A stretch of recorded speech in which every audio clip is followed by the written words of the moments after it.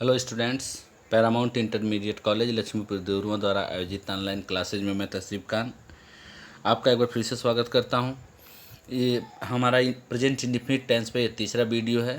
पहले वीडियो में हमने प्रेजेंट इंडिफिनिट टेंस के एडजेक्टिव सेंटेंस को समझा, दूसरे वीडियो में निगेटिव सेंटेंस को समझा, और ये हमारा तीसरा वीडियो है जिसमें हमको इंट्रोगेटिव सेंटेंस समझना है। यहाँ सबसे पहले ध्यान दें कि हम देख लेते हैं कि इंट्रोगेटिव सेंटेंसेस कितने प्रकार के होते हैं। तो सबसे पहले मैंने लिखा है कि टाइप्स ऑफ इंट्रोगेटिव सेंटेंसेस, यानी प्रश्नवाचक वाक्यों के प्रकार। ठीक, तो प्रश्नवाचक वाक्यों में जो पहला प्रश्नवाचक वाक्य होता है उसको हम बोलते हैं क्लोज एंडिंग क्वेश्चन। ठीक है, कुछ लोग इसको यस और नो क्वेश्चन भी बोलते हैं, क्लोज एंडिंग क्वेश्चन या यस और नो क्वेश्चन। ठीक है, इसमें क्या होता है, इसमें होता है कि हिंदी के वाक्य क्या से प्रारंभ होते हैं, और अंत में क्वेश्चन मार्क लगा होता है। ठीक है, जैसे यहाँ एग्जाम्पल मैंने लिखा है कि क्या आप ये कविता याद कर सकते हैं, तो यहाँ ध्यान से अब देखें कि वाक्य क्या किससे शुरू हुआ है, क्या से शुरू हुआ है, अंत में क्या लगा है, क्वेश्चन मार्क लगा है, तो इसको बोलते हैं क्लोज एंडिंग क्वेश्चन या यस और नो क्वेश्चन। ठीक है, अब ध्यान से समझें। तो इसमें जो क्या होता है, हम प्रश्नवाचक शब्द जो क्या है इसकी अंग्रेजी नहीं लिखते हैं, बल्कि क्या करते हैं, इसका मैंने स्ट्रक्चर नीचे लिखा हुआ है कि सबसे पहले हम हेल्पिंग वर्ब लिखते हैं, हेल्पिंग वर्ब के बाद सब्जेक्ट लिखते हैं, सब्जेक्ट के बाद हम मेन वर्ब लिखते हैं, मेन वर्ब के बाद ऑब्जेक्ट लिखते हैं, और अंत में क्वेश्चन मार्क लगा लेते हैं। ठीक है, ये होता है क्लोज एंडिंग क्वेश्चन का ट्रांसलेशन बनाने का तरीका। तो पहला हमारा प्रश्नवाचक शब्द क्या है, क्लोज एंडिंग क्वेश्चन। उसके बाद दूसरा हमारा क्या है, दूसरा हमारा है क्वेश्चन विथ WH वर्ड्स। क्या लिखा मैंने, क्वेश्चन विथ WH वर्ड्स। ऐसे वाक्यों में, आगे मैंने लिखा है, ऐसे वाक्यों में क्यों, कैसे, कहाँ, कौन जैसे शब्दों से प्रश्न किए जाते हैं। और इसका इंग्लिश स्ट्रक्चर क्या होता है, इसमें हम सबसे पहले WH वर्ड लिखते हैं, यानी वह शब्द जिसमें WH फैमिली के होते हैं, जैसे व्हाट, वाई, हाउ। उसके बाद जो है हम हेल्पिंग वर्ब लिखते हैं, हेल्पिंग वर्ब के बाद हम सब्जेक्ट लिखते हैं, सब्जेक्ट के बाद हम मेन वर्ब लिखते हैं, मेन वर्ब के बाद हम ऑब्जेक्ट लिखते हैं, और बाद में हमारा क्या आता है, क्वेश्चन मार्क आता है। तो ये प्रश्नवाचक वाक्यों का दूसरा प्रकार है जिसको हम बोलते हैं क्वेश्चन विथ WH वर्ड, जिसमें क्या, क्यों, कैसे वाक्य के बीच में आएगा और सबसे पहले उसी की अंग्रेजी लिखनी होगी। तीसरा जो प्रश्नवाचक वाक्यों का जो प्रकार होता है उसको हम बोलते हैं क्वेश्चन टैग। इसमें क्या होता है, इसमें होता है कि प्रश्न करने वाला लगभग आधा उत्तर भी दे देता है। ठीक है, जैसे लिखा है तुम्हारा नाम मुकेश है ना, यानी वह जान तो रहा है मुकेश है, लेकिन उसको थोड़ा सा कन्फ्यूजन है, वो अपने कन्फ्यूजन को दूर करने के लिए ये प्रश्न करता है, इसको हम बोलते हैं क्वेश्चन टैग। उसके बाद चौथा मैंने लिखा है रिटोरिकल क्वेश्चंस। इसमें क्या होता है कि प्रश्न पूछने वाला जवाब भी दे देता है। जैसे लिखा है महात्मा गांधी को कौन नहीं जानता। ठीक है, यानी महात्मा गांधी को सभी लोग जानते हैं। और पांचवा होता है हमारा अल्टरनेटिव क्वेश्चंस। पांचवा क्या होता है, अल्टरनेटिव क्वेश्चंस, जिसमें विकल्प का भाव हो उसको हम अल्टरनेटिव क्वेश्चन बोलते हैं। जैसे लिखा है आ रहे हो कि नहीं, आम खाओगे कि सेब। तो आ रहे हो कि नहीं, यहाँ उसने क्या रखा है, विकल्प रखा है। ठीक है, आम खाओगे कि सेब, यहाँ उसने क्या किया है, विकल्प रखा है, आम खा लो या तुम्हारी मर्जी सेब खा लो। तो इस चीज़ को आप याद रखिएगा कि प्रश्नवाचक वाक्य जो होते हैं वो 5 प्रकार के होते हैं। पहला क्लोज एंडिंग क्वेश्चन, दूसरा क्वेश्चन विद WH वर्ड। जब हम टेंस बनाते समय पढ़ेंगे, अभी जब शुरुआत में जो हम पढ़ रहे हैं, तो यहाँ पर हम मोस्टली जो है क्लोज एंडिंग क्वेश्चन और क्वेश्चन विद WH वर्ड का ही प्रयोग करेंगे। ठीक है, इसको थोड़ा और बेहतर ढंग से समझने के लिए एक स्लाइड और देख लेते हैं। मैंने लिखा है use of interrogative words in possessive case. ठीक है, कुछ ऐसे इंट्रोगेटिव वर्ड्स होते हैं जो हमेशा पजेसिव केस में होते हैं, जैसे how many, how much, whose, which, what kind of या व्हाट टाइप ऑफ। इनके साथ हमेशा क्या होता है, एक नाउन आना कंपलसरी होता है, अदरवाइज ये अपने मीनिंग को क्लियर नहीं कर पाते हैं।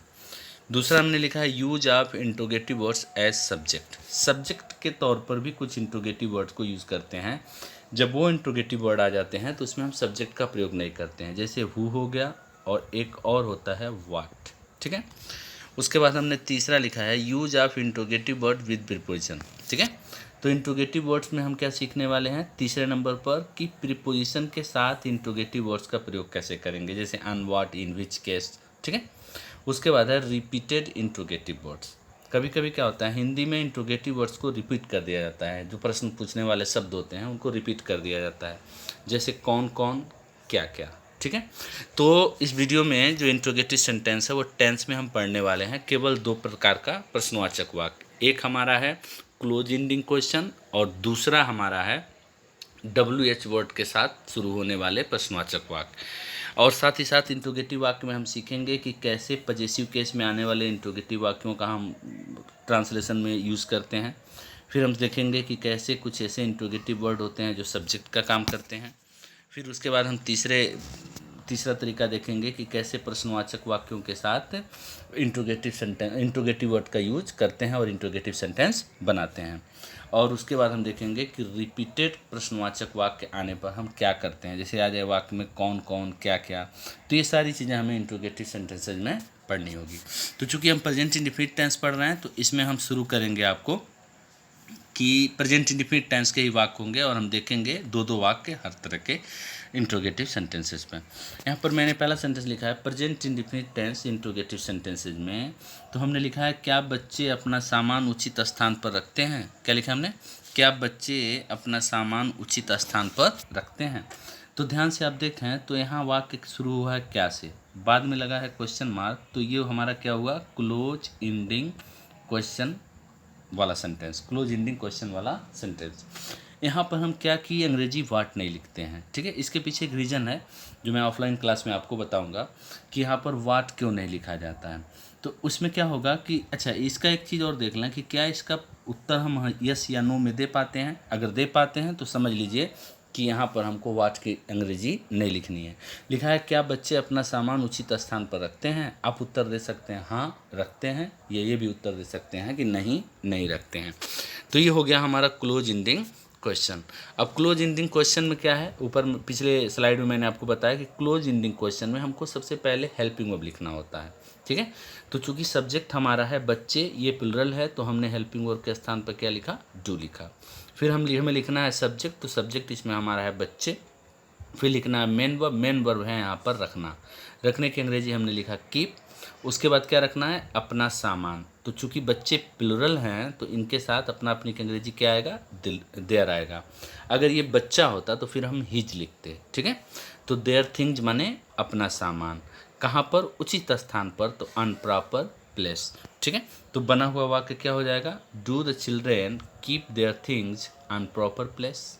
ठीक है, अच्छा इसमें दूसरा एग्जाम्पल देखते हैं हम। दूसरा एग्जाम्पल हमने लिखा है कि वह इतने कठिन कार्य कैसे करता है। वह इतने कठिन कार्य कैसे करता है। अब ध्यान से देखें तो यहाँ पर प्रश्नवाचक शब्द कैसे वाक्य के बीच में आया हुआ है। ठीक है, तो यहाँ पर आपको WH वर्ड का यूज करना पड़ेगा। ठीक है, यहाँ पर वाक्य सेंटेंस के प्रारंभ में क्या नहीं है। ठीक है, तो जब सेंटेंस के प्रारंभ में क्या नहीं रहेगा तो फिर आपको WH वर्ड यानी हु, हाउ, व्हाट ये आपको लिखना पड़ेगा। ठीक है, तो सबसे पहले प्रश्नवाचक शब्द की अंग्रेजी हमने क्या लिख दिया, हाउ लिख दिया। हमने डज लगाया क्योंकि सब्जेक्ट कौन है, वह सिंगुलर होता है, तो हमने क्या लिखा, डज लिखा। फिर सब्जेक्ट लिखा ही, उसके बाद मेन वर्ब लिखा। मेन वर्ब क्या है, करना, करने की अंग्रेजी हमने डू लिखी। और बचा क्या है, इतने कठिन कार्य। तो इतने कठिन कार्य के लिए हम लिखते हैं सच हार्ड वर्क, सच हार्ड वर्क। ठीक है, तो बना हुआ सेंटेंस हमारा क्या हो जाएगा, how does he do such hard work, वैसे कठिन कार्य कैसे करता है। इस स्लाइड में जो हमारा पहला क्वेश्चन था वो क्लोज एंडिंग था। ये वाला हमारा पहला जो है वो क्लोज एंडिंग क्वेश्चन था और दूसरा वाला हमारा क्या था, WH वर्ड वाला था। ठीक है, आइए देखते हैं तीसरे स्लाइड में हमारे पास क्या है।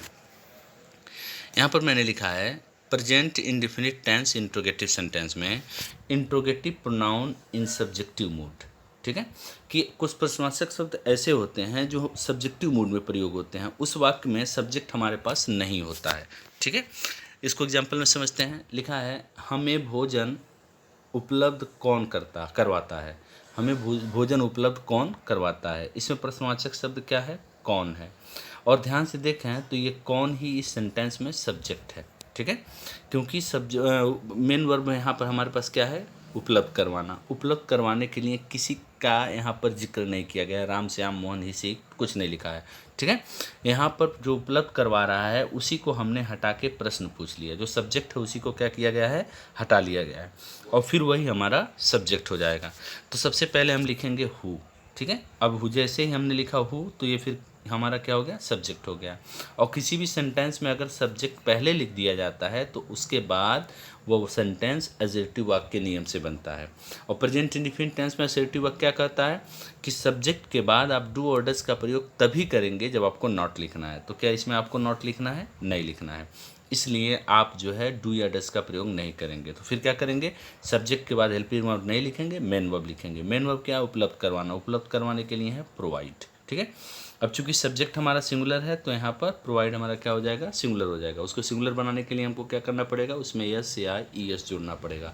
ध्यान रहे ये नाउन के बिल्कुल अपोजिट होता है। नाउन में यस या ई एस बढ़ाने से नाउन प्लुरल हो जाता है, लेकिन नाउन में एस या एस बढ़ाने से नाउन क्या हो जाता है, प्लुरल हो जाता है। लेकिन वर्ब में एस या एस बढ़ाने से वर्ब क्या हो जाता है, सिंगुलर हो जाता है, ठीक है।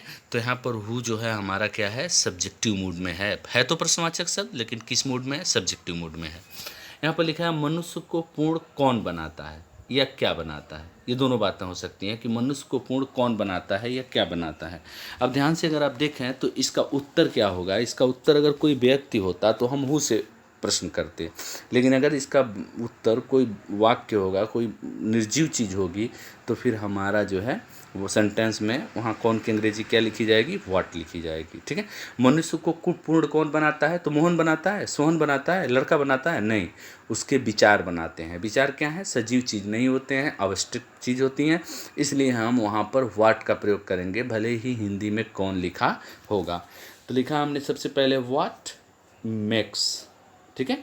फिर वही बात हो गया, ये हमारा सब्जेक्ट हुआ। सब्जेक्ट के बाद हम हेल्पिंग वर्ब तभी लिखते हैं जब हमें नॉट लगाना हो, नहीं तो नहीं लिखते हैं। तो सब्जेक्ट के बाद हमने हेल्पिंग वर्ब नहीं लिखा, मेन वर्ब लिखा, और चूंकि व्हाट सिंगुलर है तो हमने मेक में एस बढ़ा के मेक को भी क्या कर दिया, सिंगुलर कर दिया। तो व्हाट मेक्स मतलब कौन बनाता है या क्या बनाता है। मैन माने आदमी को, परफेक्ट माने पूर्ण, आदमी को पूर्ण कौन बनाता है, आदमी को पूर्ण कौन बनाता है, ठीक है। तो ये हमारा हो गया interrogative pronoun in subjective mood, कि हमने देखा कि कुछ ऐसे इंट्रोगेटिव प्रोनाउन होते हैं जो सब्जेक्टिव मूड में यूज़ होते हैं, वो उनके आ जाने के बाद सब्जेक्ट नहीं होता है, सब्जेक्ट को हटा के ही उन्हें लिखा जाता है, इसलिए दूसरा सब्जेक्ट नहीं होता है। अगले स्लाइड में हमने रखा है इंट्रोगेटिव प्रोनाउन इन पॉजेसिव केस, यानी कुछ ऐसे इंट्रोगेटिव प्रोनाउन होते हैं जिनके साथ हमेशा, अच्छा पॉजेसिव केस का क्या मतलब होता है, वो प्रोनाउन के चैप्टर में मैंने आपको बताया था। पॉजेसिव केस का मतलब अधिकार दिखाने वाला, ठीक है। यानी जैसे अगर मैं कहता हूँ माई हाउस, तो घर पर किसका अधिकार हुआ, मेरा अधिकार हुआ। योर बैग, तुम्हारा बस्ता, ठीक है, तो बस्ते पर किसका अधिकार हुआ, तुम्हारा अधिकार हुआ। तो ये पॉजेसिव प्रोनाउन में, यानी इनके साथ हमेशा नाउन आएगा। पॉजेसिव प्रोनाउन वाले इंट्रोगेटिव प्रोनाउन के साथ हमेशा नाउन आएगा, वो अकेला नहीं होगा। जैसे लिखा है कि वह कौन सी घड़ी खरीदना चाहता है।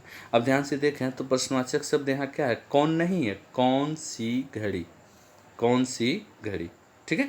अब कौन सी घड़ी, ये तीनों ये वर्ड एक साथ हैं, तो कौन और घड़ी दोनों जुड़ रहे हैं कि नहीं जुड़ रहे हैं, जुड़ रहे हैं, ठीक है। तो लिखा है वह कौन सी घड़ी खरीदना चाहता है। ये प्रेजेंट इंडिफिनिट टेंस का वाक्य तात्विक साथ है, हुआ है, क्वेश्चन मार्क लगा हुआ है। सबसे पहले हमको प्रश्नवाचक शब्द लिखना होगा, और प्रश्नवाचक शब्द क्या है, केवल कौन नहीं है, याद रहे, कौन सा घड़ी, ये दोनों साथ में ही रहेगा। तो विच वॉच मतलब कौन सा घड़ी, ठीक। ये हमारा प्रश्नवाचक शब्द हो गया। प्रश्नवाचक शब्द के बाद हम क्या लिखते हैं, सहायक क्रिया लिखते हैं। सहायक क्रिया सब्जेक्ट देख के, ठीक है, वह खरीदना चाहता है तो सब्जेक्ट वह है, तो हमने डज लिखा, ठीक है। फिर वह की अंग्रेजी हमने ही लिखा, तो which was does he. Main verb क्या है, खरीद, चाहना, ठीक है। चाहने के लिए हमने क्या लिखा, वांट लिखा, और ये नॉन फिनिट वर्ब है टू बाई, ठीक है। तो which watch does he want to buy. ये जो यहाँ पर कौन सा घड़ी है, ये पॉजिटिव केस में है, ये अकेला नहीं, अपने नाउन के साथ यूज होगा, ठीक है। दूसरा एग्जाम्पल हमने लिखा है कि कितने लड़के खेत में काम करते हैं। तो ध्यान से देखें, प्रश्नवाचक शब्द क्या है, कितने नहीं, लड़के। कितने केवल नहीं बोल सकते, इसके साथ लड़का आना कंपलसरी है, क्योंकि कितने यानी हाउ मेनी अकेला यूज नहीं होता है। तो how many boys, how many boys. अब ध्यान से देखें, इस सेंटेंस में कोई दूसरा सब्जेक्ट है, खेत में काम कौन करता है, तो ये लड़के ही करते हैं, तो लड़कों को तो आपने पहले लिख लिया, तो यही हमारा सब्जेक्ट हो जाएगा। तो हाउ मेनी बॉयज, यहाँ भी हेल्पिंग वर्ब नहीं लगा सकते क्योंकि यही सब्जेक्ट है। जैसे ही सब्जेक्ट पहले आएगा, वाक्य असर्टिव वाक्य के नियम से बनेगा। असर्टिव वाक्य क्या कहता है, प्रेजेंट इंडिफिनिट टेंस में और पास्ट इंडिफिनिट टेंस में स्पेशली, कि सब्जेक्ट के बाद आप हेल्पिंग वर्ब तभी लिखोगे जब आपको नॉट लिखना है। तो नॉट नहीं लिखना है तो मेन वर्ब लिखेंगे। मेन वर्ब क्या है, वर्क। ठीक है, काम करना, काम करने के लिए हमने क्या लिख दिया, वर्क लिख दिया। और चूंकि बॉयज़ प्लूरल है तो हम वर्क में यस है, यस नहीं बढ़ाएंगे। तो how many boys work in the field, खेत में कितने बच्चे काम करते हैं या खेत में कितने लड़के काम करते हैं। आशा करता हूँ कि जो कुछ मैंने पढ़ाया आपको बेहतर समझ में आया होगा। जय हिंद, जय भारत।